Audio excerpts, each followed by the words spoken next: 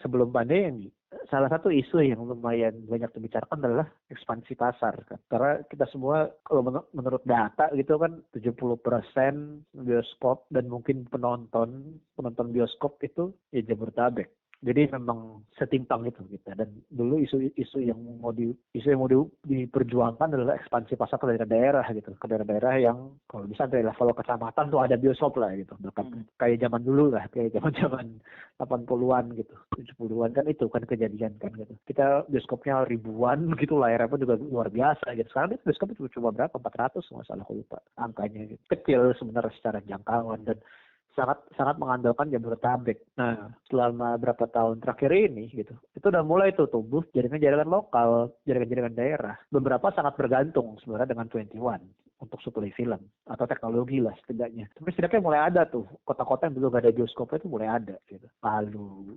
Purbalingga, ceknya tuh di film Indonesia tuh .id tuh ada kok ininya daftarnya gitu yang jaringan-jaringan yang mungkin paling cuma punya cabang di 2-3 kota atau bahkan cuma satu. Sebelumnya ada New Star itu cuma di Jawa Timur, sekarang kayaknya udah di Jawa Tengah deh. Atau mungkin di Jawa Barat malah. Tapi mulai tumbuh tuh bioskop-bioskop daerah itu gitu. Nah buatku itu harus dijaga gitu loh ketika pandemi. Karena mereka yang rentan gitu. Mereka supply film aja kadang masih nunggu 21 atau masih nunggu jaringan lain lah. Teknologi pun rentan gitu. Dan aku nggak tahu soal gedung gitu ya. Mereka punya sendiri atau nyewa atau gimana gitu. Aku nggak tahu deh soal itu. Tapi mereka yang buatku jaringan-jaringan yang baru tumbuh, yang dulu kita harapkan ada di jaringan ini baru tumbuh. Terus kena pandemi mungkin gersang lagi nih gitu. Nah makanya buatku kayak oke, itu satu dijaga bahwa keragamannya atau skala pasar tetap dijaga. Kalaupun menyusut, jangan brutal lah nyusutnya gitu. Jangan sampai setengahnya hilang gitu. Dijagalah yang pemain-pemain yang di daerah-daerah ini gitu. Itu baru skala pasar tuh ketika ditanya kemudian gimana sih supaya film Indonesia bisa tayang atau punya jaminan. Nah ini yang susah ngejawab ya sebenarnya. Karena kalau kamu nanya aku, kuota itu nggak jelas juga sebenarnya. Karena gini, kalau kita baca undang-undang film kan, ya memang ada kuota jam tayang itu. Tapi pertanyaannya siapa sih yang selama ini berperan sebagai polisi dalam tanda kutip ya, polisi untuk penegakan itu gitu, penegakan undang-undang perfilman. Perlu dicek lagi sih jam tayang masing-masing kota. Dulu temanku pernah ada yang ngecek sih. Dia bilang nggak semua kota sesuai jam tayang ya. Nggak semua kota tuh sesuai dengan kuota itu. Jadi ada yang cuma 50%, ada yang 40%. Kita belum bicara kalau ada film-film tentpole, maksudnya film-film yang luar biasa besar ya, itu kayak Avengers gitu, itu kan brutal banget pas nongol kan. Bisa satu bioskop Avengers doang isinya gitu. Nah itu kan lumayan berkontribusi ya mengurangi kuota gitu sebenarnya. Ketika konsepnya adalah kuota, kan konsep adalah larangan kan atau mewajibkan kan. Itu kan konsep yang artinya kamu butuh penegak gitu kan sebenarnya. Kamu butuh orang yang ngawasin terus ngedisiplinin gitu loh. Bioskop ini kurang nih jaringan ini kurang nih film Indonesianya tayangnya. Cuma tambahin lagi gitu. Tapi itu kan nggak pernah ada sebenarnya. Makanya itu buatku tuh cuma mitos doang loh konsep kuota itu. Dan di banyak negara tidak berhasil sebenarnya konsep kuota itu karena ya gimana? Siapa yang mau ngawasin bioskop ketika kamu banyak masalah lain di negara ini gitu. Yang dulu sempat didiskusikan adalah mungkin harus diubah gitu semangat undang-undangnya. Semangat undang-undang kita kan tukang ngelarang ya. Kayak negara melarang apa gitu, masyarakat dilarang membuat film seperti ABC, masyarakat wajib, jadi tukang larang apa tukang mewajibkan gitu loh. Mungkin semangatnya harus diganti gitu loh, semangatnya emang harus jadi semangat penciptaan peluang gitu loh, semangat yang memotivasi dalam arti dalam undang-undang berarti prakteknya memberi insentif jadinya mungkin. Misalkan kamu tayang film Indonesia, kamu dapat untuk setiap berapa 100 jam film Indonesia yang kamu tayang, kamu dapat pengembalian pajak berapa persen gitu, nggak tahu lah gitu. Tapi intinya itu, kamu didorong, kamu dimotivasi intinya, kamu dimotivasi untuk, oke terserah lo mau nayangin apa, tapi kalau lo nayangin film Indonesia, lo bakal dapat benefit ABCD. Kalau enggak, ya lo nggak apa-apa juga, sunah gitu loh. Nah ini strategi ini yang setahuku Korea Selatan melakukan, misalkan. Ada gitu dulu yang ku tahu sih untuk pengembangan bisnis publishing termasuk film berarti. Penerbitan eksebisi film di luar Seoul. Jadi kayak Korea Selatan tuh aku lupa tahun tapi 2000-an kasusnya.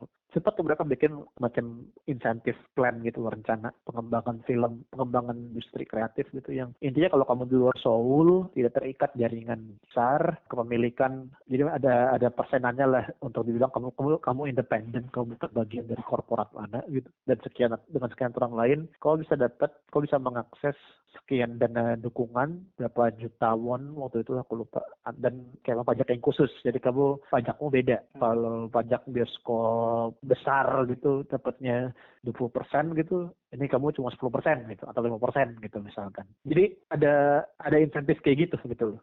Tapi kan kalau bicara kayak gitu, kita bicara jangka panjang kan, long game gitu loh. Jadi bukan sesuatu yang bisa dilakukan dengan segera gitu loh. Karena ketika bicara undang-undang, kan nggak cuma soal itu doang jadinya. Banyak banget gitu. Bahkan spirit tadi pun juga, aku nggak tahu spirit yang bisa diterima nggak oleh rezim sekarang gitu atau rezim mendatang gitu. Spirit yang sebenarnya memberi insentif gitu, bukan melarang gitu. Ketika tradisi undang-undang kita adalah tradisi yang melarang sebenarnya. Masyarakat tidak boleh ngapain gitu. Itu jadi pertarungan yang lebih besar lagi kan gitu. Makanya kalau tanya situasinya gimana, ya benar kata kamu tadi gitu, maju kena mundur kena, makanya gitu. Makanya paling mungkin adalah ya udah kita sama-sama mencari rencana yang setidaknya kita bisa mengurangi rasa sakit bersama lah. Mungkin nggak ada solusi yang bisa ideal banget, tapi kita mengurangi rasa sakit bersama lah. Yang lemah diberi penguatan gitu, bantuan gitu, yang kuat diringankan lah gitu. Misalnya kayak 21, ya aku bisa paham sih gitu, mereka juga perlu dibantu bantu mengurangi pungutan sewa gedung mungkin yang berat gitu terhitung berat ya, itu kan ongkos yang lumayan gede ya, mungkin bantu itu, atau nggak tahu gitu. Buatku kayak apapun rencana yang mau dilakuin, masalah utamanya sebenarnya, nah ini masalah lain dari ekosistem kita, pendataan sebenarnya. Dari tadi aku ngomong ke kamu sebenarnya dengan rentang data doang sebenarnya gitu. Bahkan persenan soal pekerja film tadi pun itu dengan catatan gitu. Itu yang tercatat di poster film. Data itu kita hampir nggak ada sebenarnya. Dan ini yang jadi rumit sebenarnya kalau mau aku nggak tahu, mungkin isu ini yang perlu dikedepanin nih dari dulu ya. Nah yang entahlah kalian mau majuin isu apa ya, cuma dari dulu tuh isu ini sebenarnya yang jadi concern gitu. Hal-hal tadi kan mesti aku udah jelasin yang produksi betul, angka kecil turun ke 90% rentan pekerjaannya. Tapi nggak tahu, membenahi itu pun juga membingungkan karena kita nggak punya data sama sekali gitu. Karena contoh kayak tadi itu, situasi tadi gitu, kayak gimana kita bisa bantu bioskop ya mengurangi gitu. Kan wacananya adalah yuk kita kampanye kembali ke bioskop yang maaf kata gitu ya, secara sosial tidak bertanggung jawab. Rencana kayak begitu gitu, karena di tengah pandemi ya kamu kampanyenya adalah vaksinasi lah gitu. Kamu bukan kampanye kembali ke bioskop, kampanye melakukan konsumerisme gitu. Itu salah sosial tidak bertanggung jawab gitu. Jadi yaudah kita cari cara lain gitu. Oke, membantu mengurangi beban biaya bioskop. Nah ini karena nggak ada data, beban biayanya kan bisa kita kurangi. Misalkan kita nggak pernah tahu gitu pajak hiburan sebenarnya berapa sih yang didapat dari film.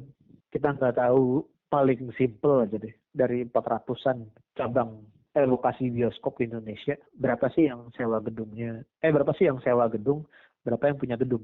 Jadi kayak data kepemilikan gedung.